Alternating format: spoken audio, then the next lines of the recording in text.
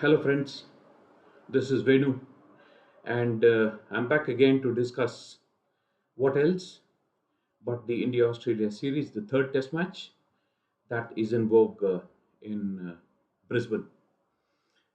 Now, a lot was spoken, a lot of people speaking, and I've been gorging on a lot of expert opinion coming from different quarters.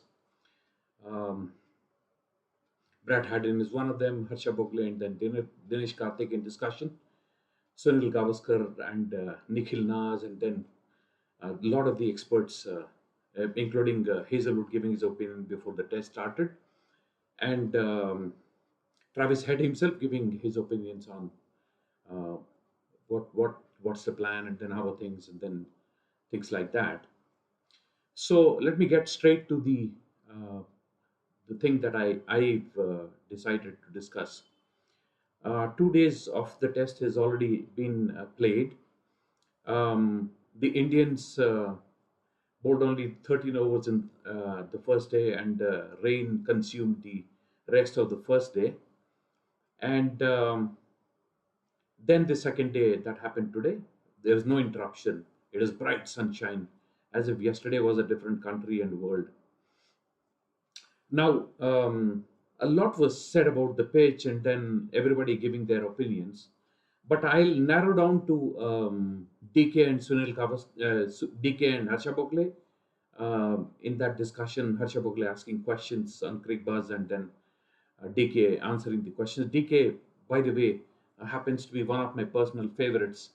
Um, uh, I mean, since the time he has stepped behind the mic, he has been very, very impressive, very straight, very elaborate, getting into minute details. It's been very, very impressive. Helps that both Harsha Bogle and Dinesh Karthik were speaking a little bit in Telugu as well. So Harsha Bogle hails from Hyderabad. He would know Telugu, and Dinesh Karthik is from a Telugu background, as is the new 18-year-old 18th world chess champion Domaraju Kukesh. So I'll get back to what I have set out to discuss. Now, what do I think of what is happening in the test, and what are India's prospects? The moment I saw Bumrah and Siraj starting this spell yesterday, those 13 overs that were bowled, I was actually worried about uh, the ease with which that particular shot from Usman Khwaja, the ball sat up, was not entirely short, but it sat up and very easily hammered by Usman Khwaja to the boundary. So that did not look good, and as were my worst dreams that I had yesterday coming true today. This pitch is not very easy for the bowlers, and very soon we will get to know when Stark and Cummins and Hazelwood coming back from that injury, bowl on this pitch. This pitch is slightly more easier to bat on, and what is surprising to me, even Dinesh Karthik, he doesn't see much hope for the Indians, not at least in terms of the Indians getting to the WTC final. I maintained this all along, and I dare to contradict the experts, including Dinesh Karthik, that the Indians have a very good chance.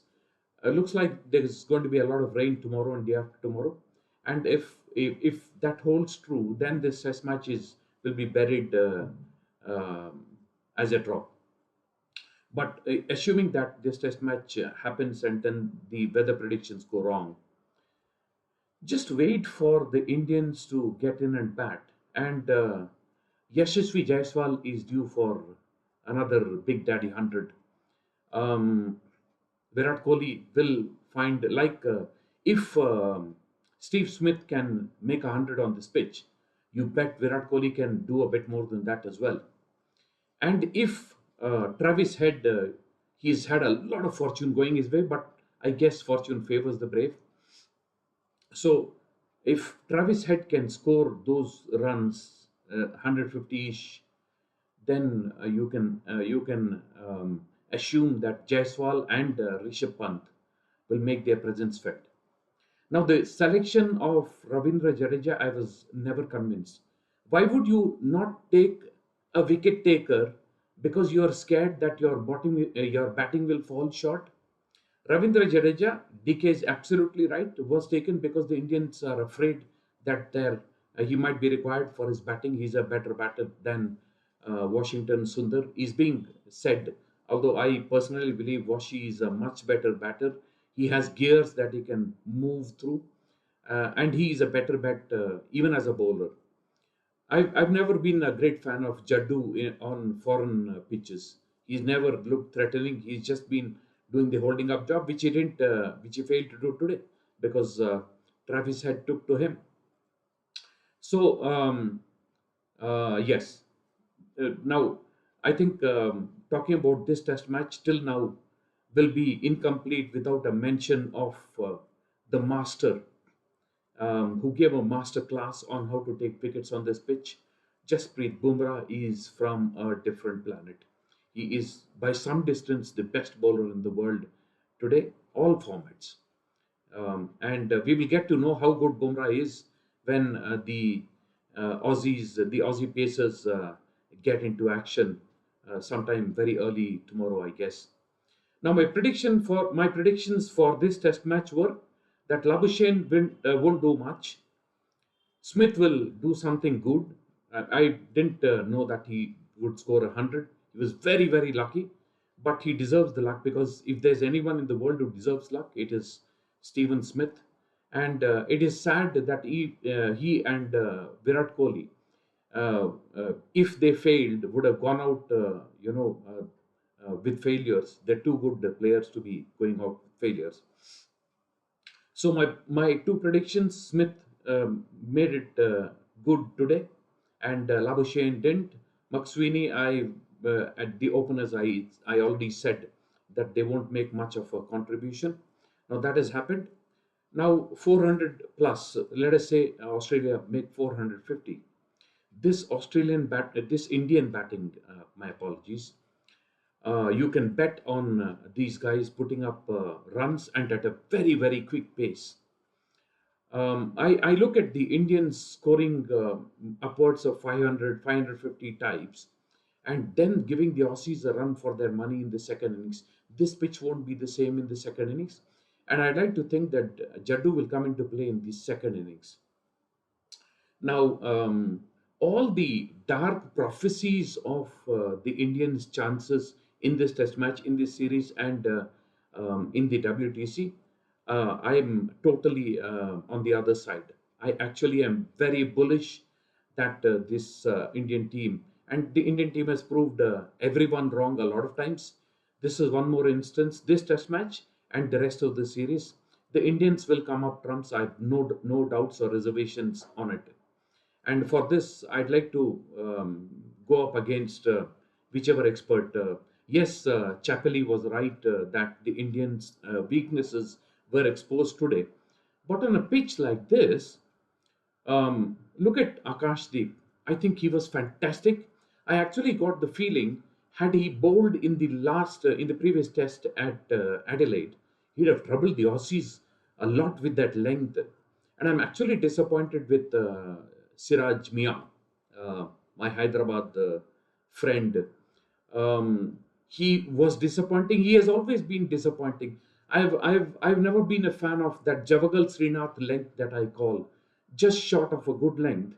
You need to bowl fuller, like Dinesh Karthik says, and like the experts say, like Ravi Shastri says. It's great fun beating batters, but what matters at the end of the day is the fourth column, the wickets column. And Siraj, the day he bowls a little bit fuller, the Akashdeep length, I can actually even Akashdeep was a little bit disappointing today.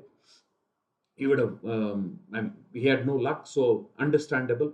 He would have been much more dangerous had he played the second test, perhaps even the first test. But that's how things have panned out.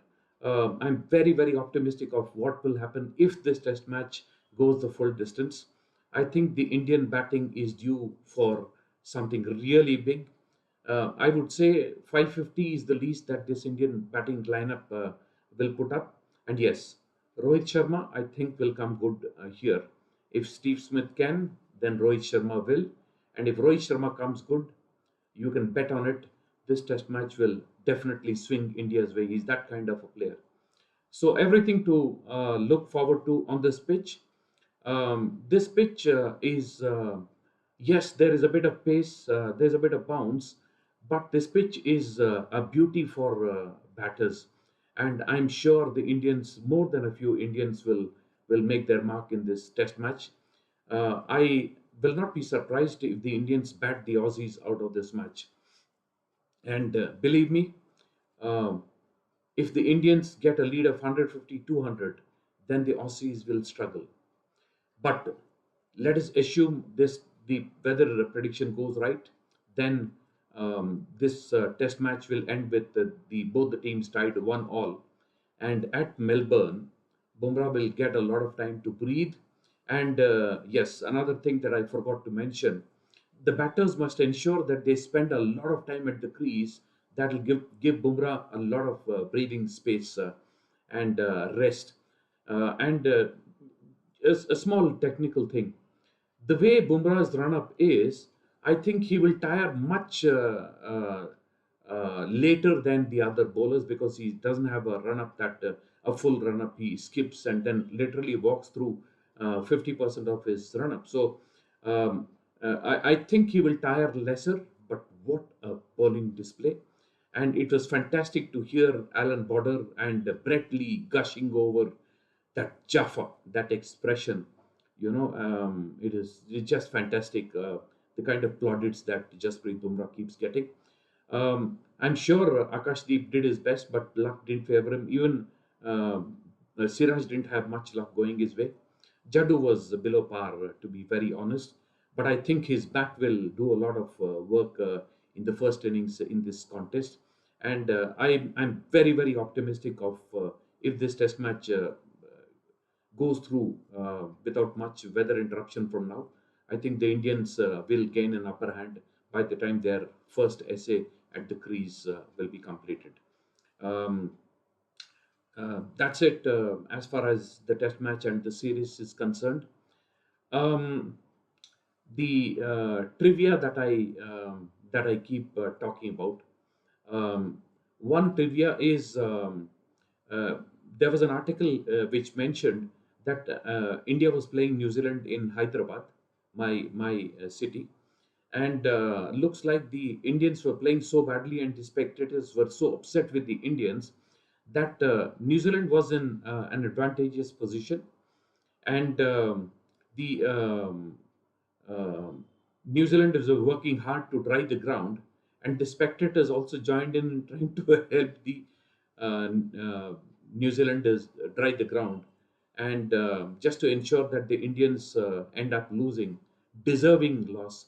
You generally don't find Indian spectators go that far, but they have been very, very upset, and the Indian team may have let them down big time at that point of time. So that's the trivia for the day, and look forward to coming back to you with more predictions and more views on the current test match and the series. I end by repeating what I said. I think the Indians will gain an upper hand sometime by tomorrow ending if uh, there's no weather interruption tomorrow. That's it from me, and look forward to joining you once again. Thank you so much for your time. Do patronize, do support in all manner possible. Thank you so much.